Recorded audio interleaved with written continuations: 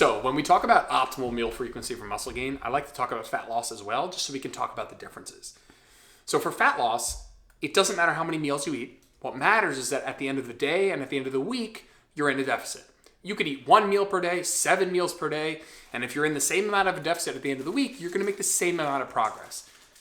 But when it comes to muscle gain, it's not as simple. You'd likely do better in terms of muscle growth with more feedings per day, more spikes of muscle protein synthesis, which comes when you eat, let's say, anywhere from 20 to 40 grams of protein. You spike muscle protein synthesis, which is important for muscle growth.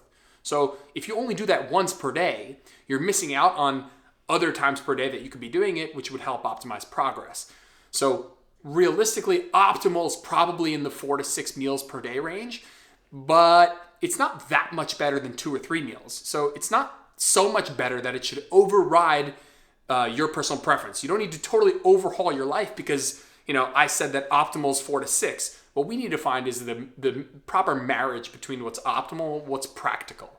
So optimal might be 4 to 6 meals per day, 4 to 6 spikes of muscle protein synthesis per day, but you might really just like 2 or 3 meals per day. And, if optimal is only a small percent better, I'd rather you stick with what works best for you.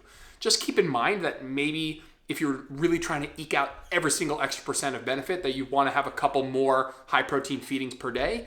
But at the end of the day, I'd say if you stick to your calories and your protein and you're having 2 or 3 meals a day, I'd rather you do that if it works for you because you'll be more consistent over time than try and fight for what's optimal and go out of your normal routine and just do worse in terms of consistency.